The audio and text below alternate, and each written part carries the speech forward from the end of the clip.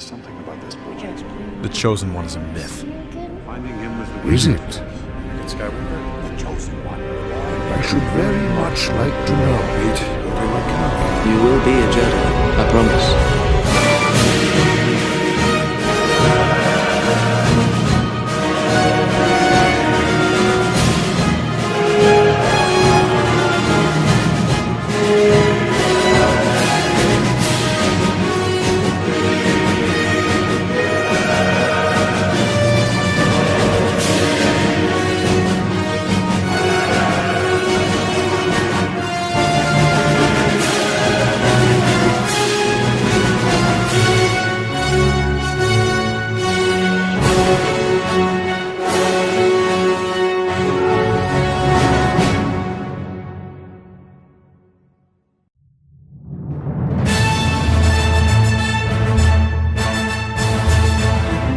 You are listening to a very special episode of The World Between Worlds, a podcast where we are marathoning all of Star Wars in chronological order. We have reached a critical point in Star Wars. This is episode 21 of our podcast, the Mortis Trilogy.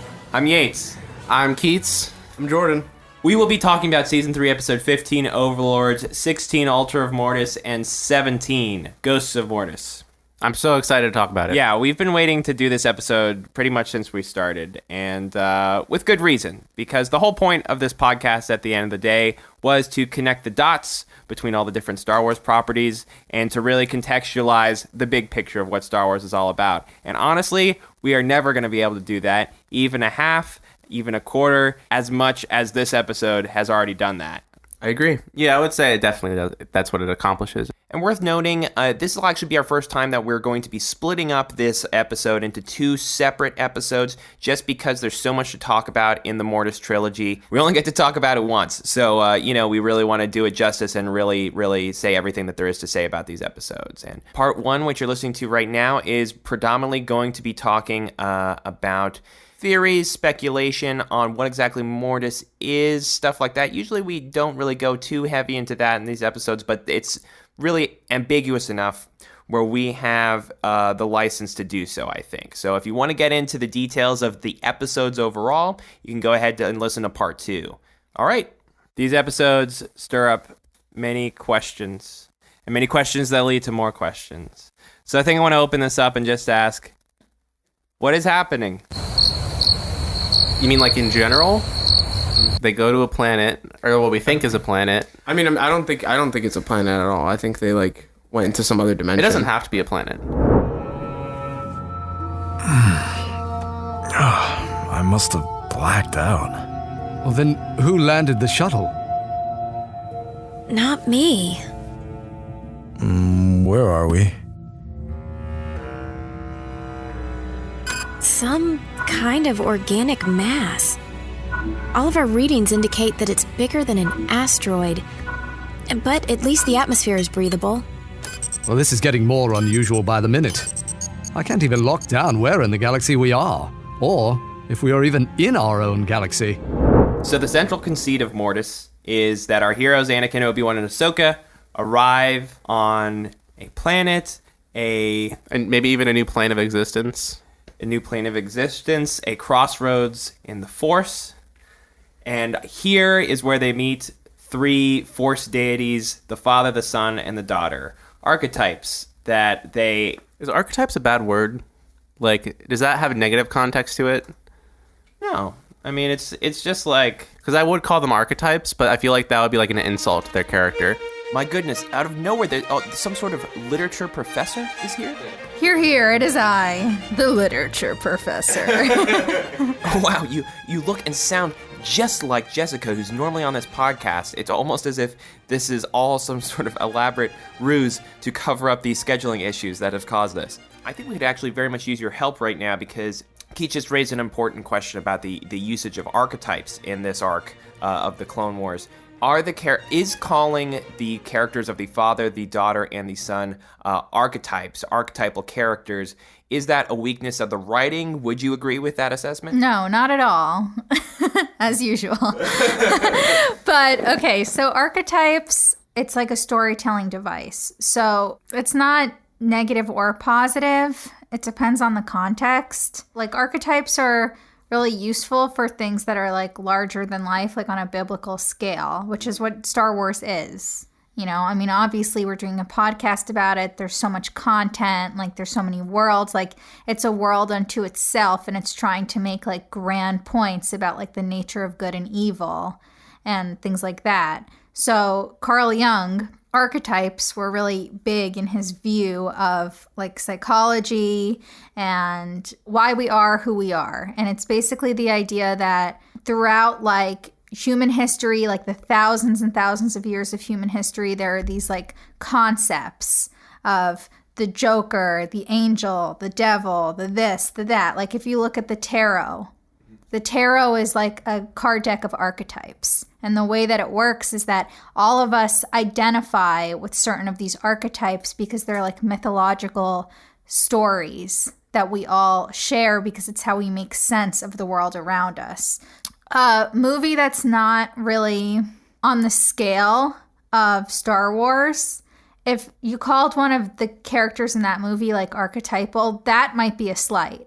Because there's no need for there to be an archetypal character in that type of story. But for Star Wars, it's really like apropos to have an archetype because that's the scale that Star Wars is on. Okay. Well, thank you very much, Literary Major. I expect that we have not heard the last of you. Maybe you can chime in a little bit later. So, the question, are they archetypes? They certainly seem to be, and in a way, they are archetypes that reference some already existing symbology in Star Wars. They're clearly here to tell us something vital, something important.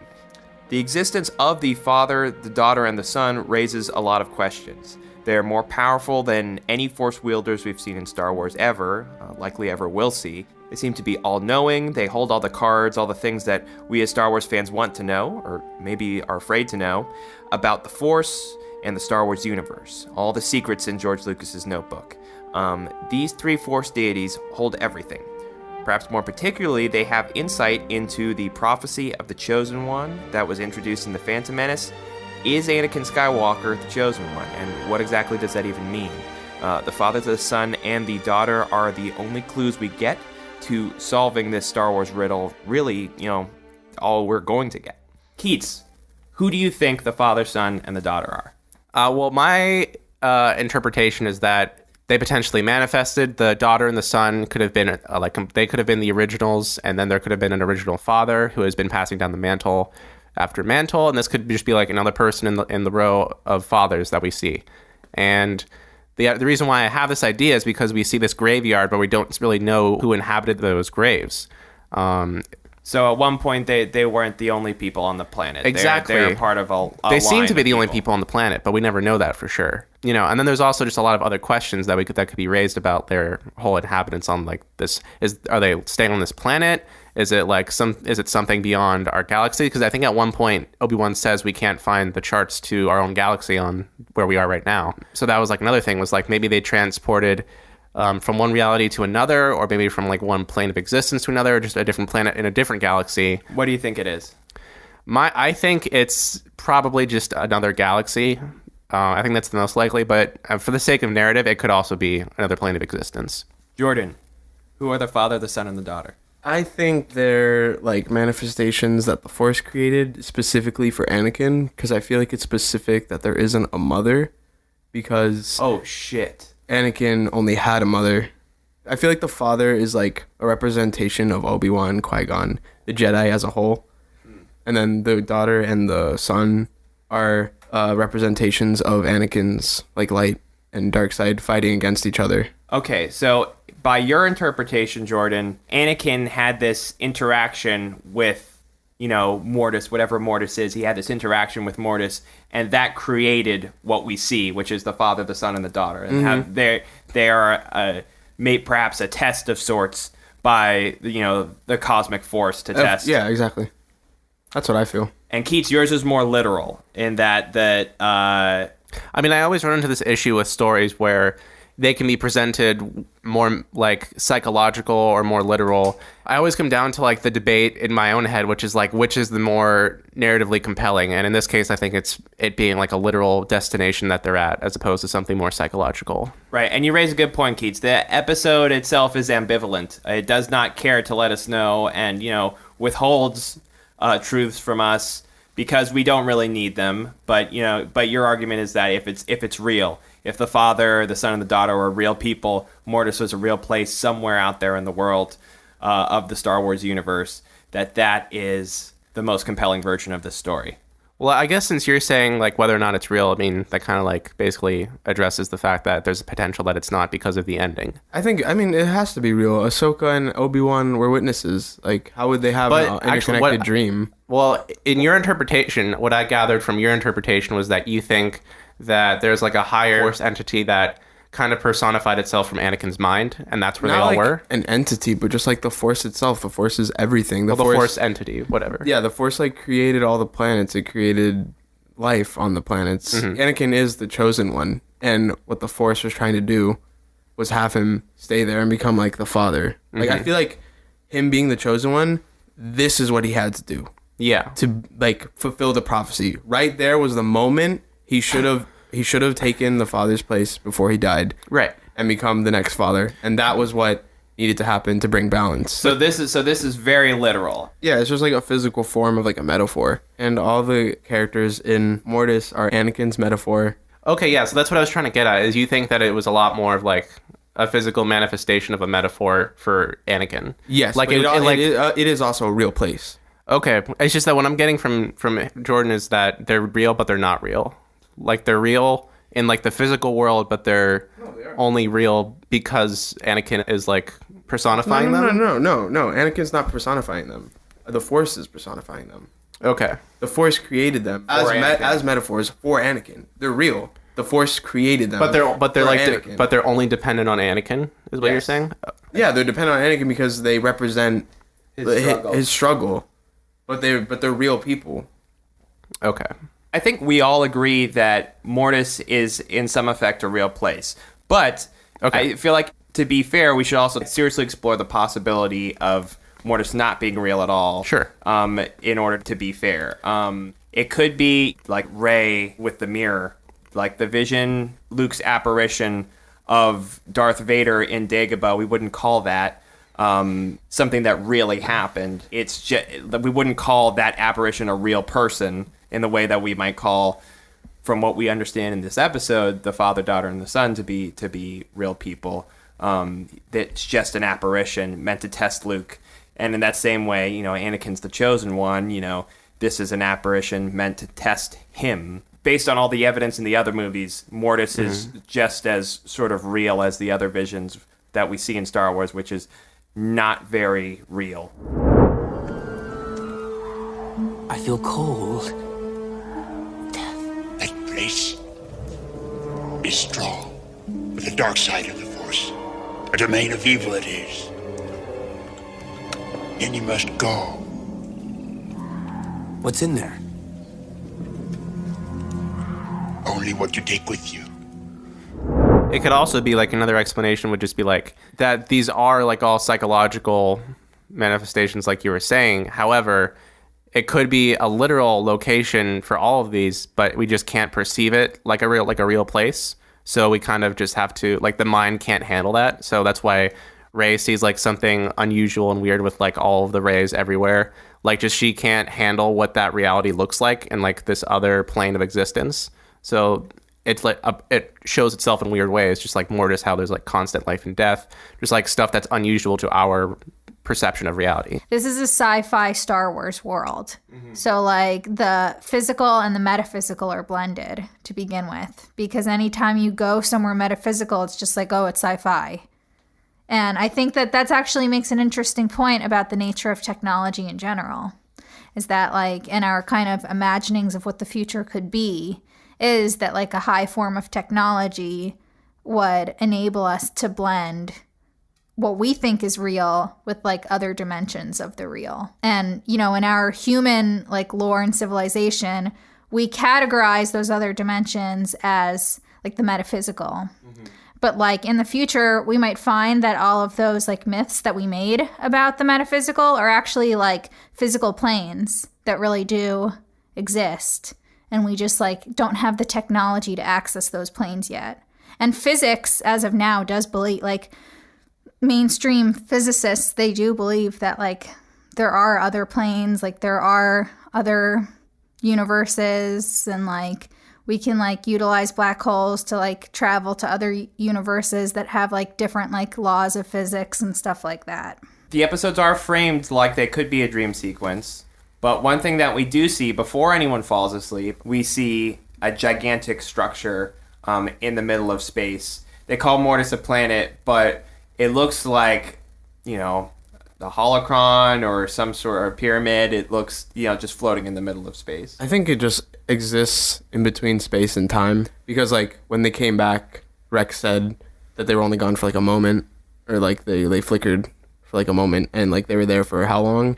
No, yeah, I definitely agree. Maybe this like cube diamond thing or whatever can travel in between like universes and pop up whenever it needs to. The cube is like a bridge. Exactly. To like get to Mortis. Yeah, and we see that before it's implied to be a dream sequence. So that is real. Like that or at least everything that we in the episode provides us leads us to believe that whatever that cube is, it's real and could very well be a vessel to carry you to whatever place this is. So one more time around, you approach the Mortis structure, and that takes you where, Keats? Like literally? Literally, yeah. Like what? Yeah, literally it takes you onto a different... it's like some kind of interdimensional travel that brings you to like some kind of force plane where reality exists differently than the way we normally do, which is personified in this Mortis planet. This could be like a series of planets. There's like 2 moons surrounding Mortis. That's true. I forgot about that, yeah. Yeah, so this could be even its own galaxy of like Mortis planets. And Obi-Wan says as much, that this could be a different galaxy. Exactly. Jordan, you approach the structure. Where is it taking you? What's happening when you approach it? I don't think they're in a different galaxy. I think they are outside of their present galaxy, outside of other galaxies. And this exists like in between everything. And this is like what's holding everything together. A world between worlds, if you will. Yeah, sure. There you go. But it's outside of time. I feel maybe that like the sky and the moons were just there, like what we were saying earlier, so like our minds could perceive it. Like those are physical things. That's what we know. Yeah. We're in something that we don't know, so we try to make it familiar with something we do know. So we like create Anakin, Obi-Wan, Ahsoka. They cannot understand like so they try where to they are. So they try to create like an atmosphere. Yeah, I think that's the only difference between what you two are saying, and I'm not even sure necessarily that it's like drastically different. I think Keith is just saying that Mortis is kind of the way Mortis is already for the most part. Yeah, it's a pre-existing thing, and then Jordan is saying the way that we're experiencing it in the episode, it's sort of an extension of the world as Anakin and Obi-Wan and Ahsoka understand it. It's conforming to what they need to see in order to understand what's going on. I think I'll take it a step as far as possible in saying that I think that the father was a real person. I think you think he was brought to Mortis like Anakin was? Potentially, or he that's discovered what I believe that too. I think as far as like Old Republic, old fairy tale, in-universe Star Wars stuff, I mean, I think like this was George Lucas's chance to really definitively like leave like a mark on like what is the most important stuff that's happened before the Star Wars that we know. And I think that mark is somewhere back, way back. The father was a person. Maybe he was a Jedi. Maybe he was a Sith. Maybe he was from a time before there were Jedi and Sith.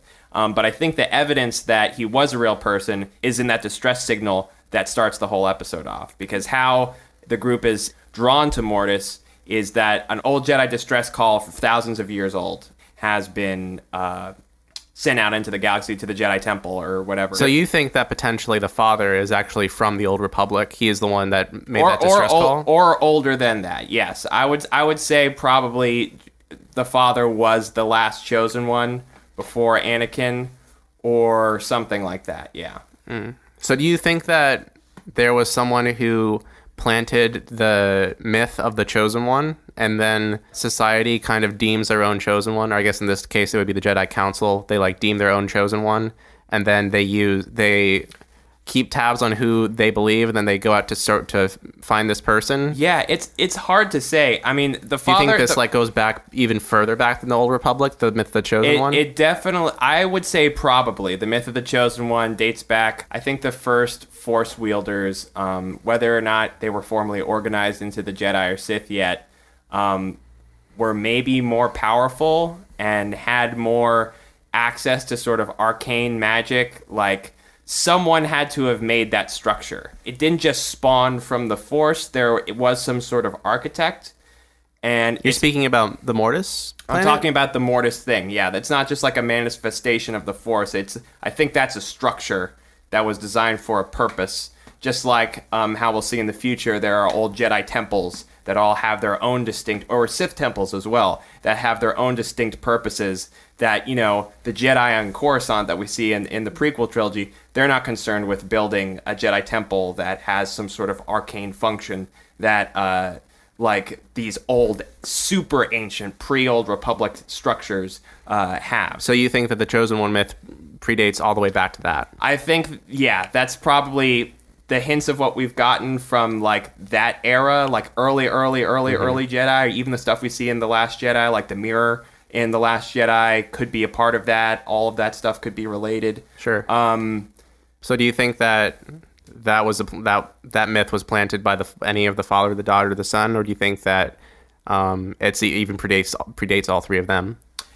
I would say it probably predates them because the father says, because the father seems to like have some reverence for the prophecy as well. He's like, oh yeah, because like he wants to know the answer to the prophecy. Exactly. He might know more about the prophecy than Yoda or Mace Windu do, but definitely didn't create it. I don't think he created it based off of his reaction that he gets from Anakin. The prophecy predates That's even true. him, but he's waiting. He's been waiting this whole time for the prophecy to come true and to find Anakin.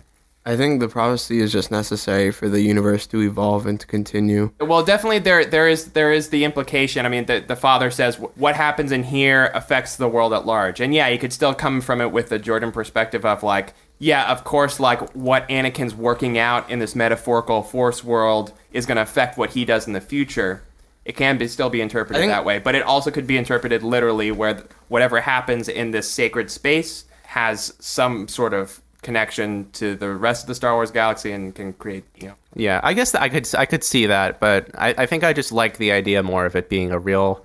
They're all their own people, and Anakin is like, he is the chosen one. He is meant to be with them. I just think that's a lot more interesting as opposed to like the Force repeating itself in the eyes of Anakin. So I think either interpretation is valid. You guys want my hot take that I've been ready for? Yeah, go for it. I think all this shit has to do with Midi-Chlorians. I think. Oh, I mean, of course, dude. This is George Lucas who wrote this. Yeah, I know exactly, and I think that's not a question. Especially since we know what his plans were for the sequel trilogy. Like, I wouldn't be surprised. Like, this was him planting the seed of the sequel trilogy. Well, yes, I definitely think if he made the sequel trilogy, they probably would have referenced this, even in some sort of obscure way, not like necessarily directly that we'd see the father, son, and the daughter in a sequel trilogy by George Lucas, but that there would be some sort of connective tissue there, however small. But that when we're talking about a place out of time or space, or a place beyond what humans can perceive, that perhaps there could be something happening on like a microbiological level. Master, sir, I heard Yoda talking about Midi-Chlorians. I've been wondering, what are Midi-Chlorians? Midi-Chlorians are a microscopic life form that resides within all living cells. They live inside me. Inside your cells, yes. And we are symbionts with them. Symbionts? Life forms living together for mutual advantage. Without the Midi-Chlorians, life could not exist, and we would have no knowledge of the Force.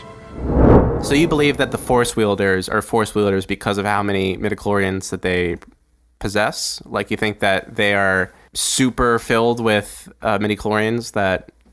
Like, not necessarily. I'm thinking they could even be like Like what we're experiencing is almost perhaps maybe like the quantum realm in Ant-Man and in the Marvel Dude, universe. that's literally what I was thinking. Yeah, like something like When you that, started where like mentioning these are creatures that have existed, in a version of reality that we can't understand.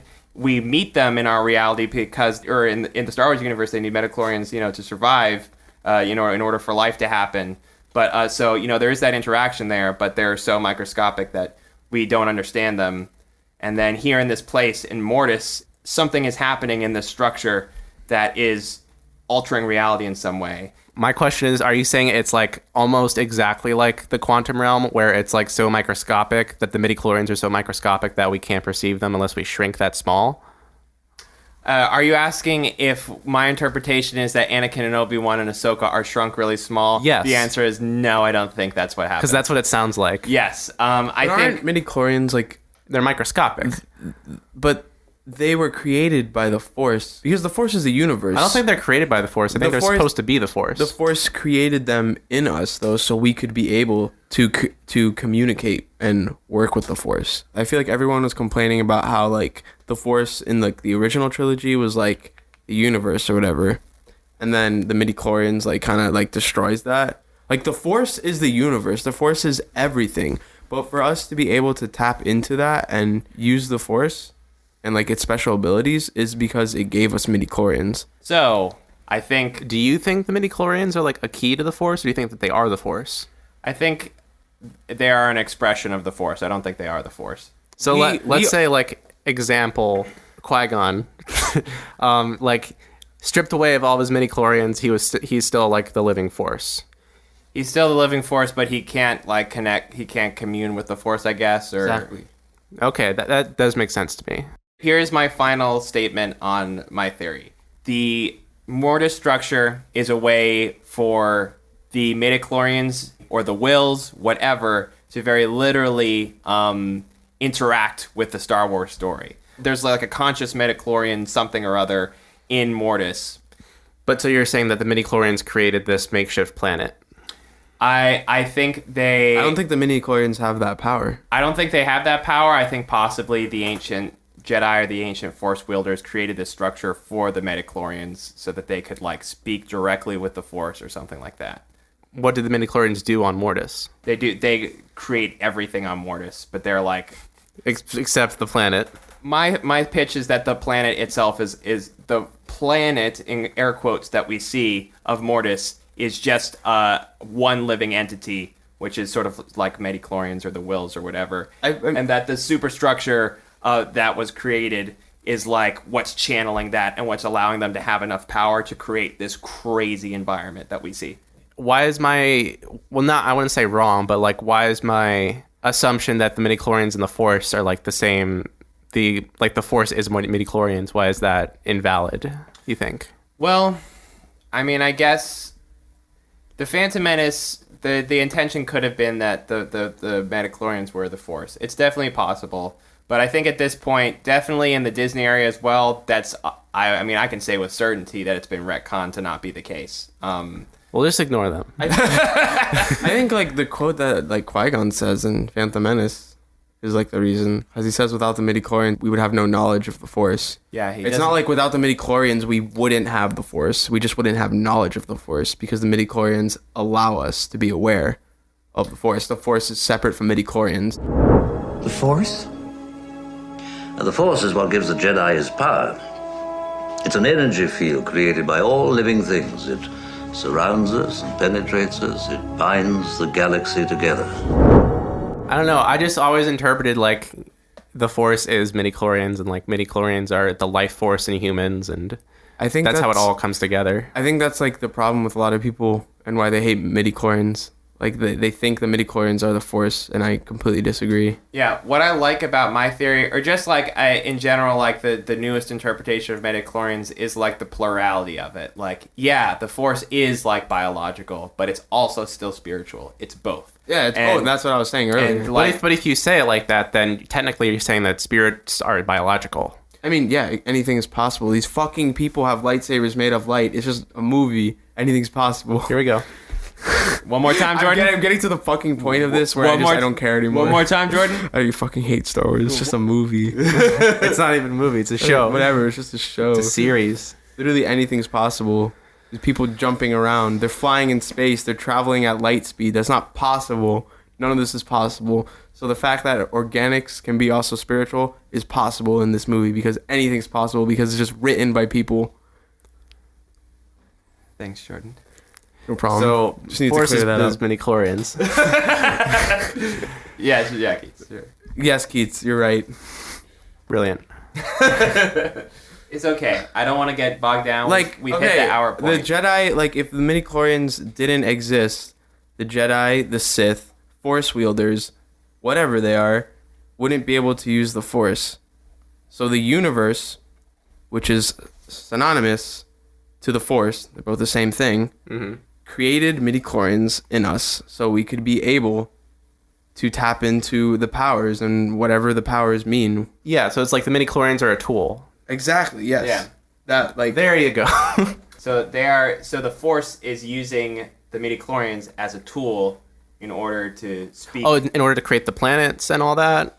oh, I get what you're saying now. Yeah. I guess that kind of makes sense. Yeah, I like 80% understand that, and I think you're right. Because I'm not 100% convinced that Mortis is a planet in the traditional sense. That's what I'm saying. So I think the superstructure of Mortis is channeling the Midi-Chlorians or the Wills or whatever to create this environment. Oh. It might even be simulated. The whole thing might be simulated, but okay, I completely it's an understand. expression that the Midi-Chlorians are channeling. It's the Midi-Chlorians are expressing themselves with the power of this ancient superstructure. It's the diamond at the top that crashes, then everything obliterates.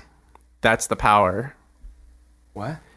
No, I'm talking about the third episode, like when they leave Mortis. It's because like it goes to that superstructure, and the superstructure starts to collapse, and then the diamond cracks, and then you see like all of like everything catching fire and going up to light. Wasn't there another thing that destroyed right before the diamond, though? Sure Wait, Mortis explodes at the end?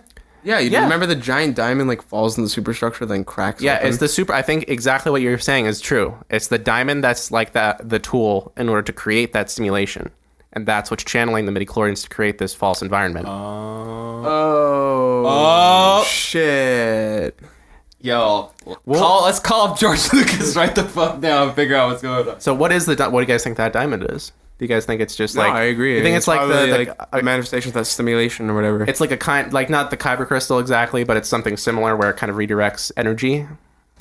Yeah, and here's the thing. I think it's kind of like Annihilation, where when the father, who was originally like a Jedi or a Force wielder, like at least 2,000 years ago, maybe more, entered the superstructure, he like sort of became something more than he was before. Like he changed, and perhaps the structure in itself is waiting for to be like reunited with the Chosen One. It's waiting for Anakin, but the father's just the one that's there right now. Yeah, I agree. I agree with that. Like I do think the father was like a real person. I think there's enough evidence with that. Yeah, I think it's completely like there is no Chosen One. Like I mean, there is a Chosen One that they deem the Chosen One because of how powerful he is, but it's not just a one Chosen One. It like continues throughout each life cycle. Yeah, like the Avatar, you might say. You guys' like theory about like him being an actual person is like against like what I'm saying, but I'm like also interested in that theory because I just find that really interesting. Like past like chosen ones and then like this like outside force that's like controlling like the galaxy and the universe and just like it keeps being passed down. Like I don't know, I just think that's really interesting. It like reminds me of like Bleach, where there's like the different heads of the clans and then there's like past ones and then they pass it down. Like I don't know, that's what I got. I just think that's really interesting. I think it's just really interesting that the whole myth of the Chosen One becomes a misunderstood prophecy. You know what I mean? Like everyone assumes it's one life form. It's one life form that's the Chosen One, but it's a series of ones. Sure, but then we're also kind of like talking about like deep time too, because like, yeah, it is like there's like multiple Chosen Ones, but like how many? Because like as far as time goes back, I would say. Yeah, or as far as that myth goes back. Yeah, we don't know how far that goes back though. Like I mean, I like to think that the Chosen One myth ties directly into Mortis. You were saying that earlier. No, yeah, I agree. I think it definitely could, and there's evidence for it in the episodes. But like how many chosen ones were there? Like, the father was there for thousands of years. Like, how many thousands of years was the person before him there, you know? And, like, maybe there's only, like, you know, in Avatar, like, going back to Avatar, there is only, like, 200 avatars or something. There's not, it's not, like, forever. Like, there might be just a small group of people. And while, like, the reason Yoda and Mace Windu and everyone don't know the prophecy of the Chosen One is because, like, maybe the father was the Chosen One for, like, 10,000, 20,000 years. And you know, they just literally don't have records that go back that far to, like, remember what the Chosen One even really was about or where he was supposed to go. That on top of, like, the probability that whoever the Chosen One is, that person could just, like, disappear onto Mortis and then we hear nothing from them ever again. And then the regular, normal Jedi or even civilian just doesn't even know that that person ever existed or that the balance is even being protected. Yeah. So that's, oh God, I love that. I love Star Wars. The story, if like Anakin, I hate you, Jordan. I love Star Wars. if the story like of if Anakin actually took up the role, it probably would just been like, oh, Anakin just disappeared. Exactly, yeah. And then life would have continued. Exactly. And no one would know, like, the... Yeah, so that's Mortis. why that's why the prophecy has never been fulfilled. That's why they think there's only one chosen one. That's what I'm saying, yeah. And there's just multiple... This is awesome! Star Wars is cool. How many episodes are we on? Like, 23? I said I hate Star Wars in every single one of them. I take it back. Every single one. Every single one. No, yeah. Damn, I hope they get into the Chosen One in episode 9. They won't. Cricket. Nothing will be as cool as this. We all had a lot of fun, but, you know, this was just us shooting the shit. We don't know. And we purposefully, the truth has been purposefully obscured from us. So it's all speculation, but there is an answer to all these questions, as said by writers Dave Filoni and George Lucas and Christian Taylor. There are supposedly answers. We want to know what they are, but, you know, it's cool that they gave us this opportunity to talk. Yeah, maybe those answers aren't even viable anymore, just because of the way Disney's been treating the sequel trilogy. It might just retcon a bunch of stuff that we've already learned. Sure, yeah, that's fair. Ryan Johnson said he did watch the Mortis Trilogy before he wrote The Last Jedi, at Dave Filoni's request. I wonder if he probably knows a lot of answers that we don't. Oh, man, that grinds my gears. Other people out there know, and I just don't know. Yeah, it does grind my gears, man. It doesn't grind my gears. It just makes me like... So hey, Dave, what was Mortis about? I was like, it's all Midi-Chlorians. Thanks for telling me to watch this. I know not what to do. Come back. It's all Midi-Chlorians, bro. That's funny.